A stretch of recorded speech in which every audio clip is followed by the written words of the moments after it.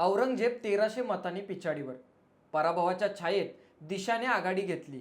संतोष जुवेकरच्या जीवात जीव आला. अशी राज्यातील राजकीय चिखलफेकीवर सोशल मीडियात भन्नाट प्रतिक्रियांचा पाऊस पडत आहे.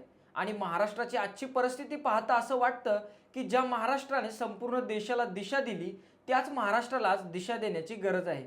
महाराष्ट्रातील महत्त्वाचे विषय बाजूला पडलेत आणि राजकीय फायद्यासाठी महाराष्ट्रात जे चाललंय ते भयानक आहे. मग ते संतोष देशमुख हत्या प्रकरण असो, बीडमधील अनेक क्रूर मारहाणीचे व्हायरल झालेले व्हिडिओ असो, मंत्री गोरेंवरील झालेले आरोप असो, वाऱ्यावर पडलेली महिला सुरक्षा असो किंवा आता औरंगजेबाची कबर आणि त्यावरून नागपुरात झालेली दंगल असो, विकास राहिला बाजूला आणि नको त्या मुद्द्यांवर महाराष्ट्र पेटवण्याची कामे महाराष्ट्रात सुरू आहेत का, असा प्रश्न उपस्थित राहतो.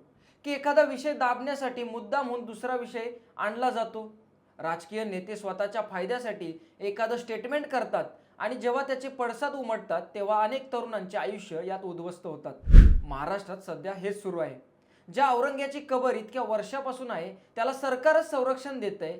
आता त्यावरूनच दंगली होऊ लागल्या आहेत. आणि कबर काढायचीच आहे तर काढून टाका ना एकदाच. त्याच्यावरून राजकारण कशाला हवंय. आणि औरंगजेबाचा उदो उदो करणारे जे कोणी आहेत पहिले त्यांना ठेचले पाहिजे. तो काय देव किंवा संत नव्हता. त्यामुळे महाराष्ट्रात अशी नाटकं सरकारने खपवून घेतली नाही पाहिजेत. तसंच आता दिशा सालेन प्रकरण सुद्धा जोर धरत आहे. यावरून आदित्य ठाकरेंवर गंभीर आरोप झालेत. गेल्या 1 वर्षात डोकावून पाहिलं तर महाराष्ट्राची दुर्दशा झाली आहे असंच म्हणावं लागेल.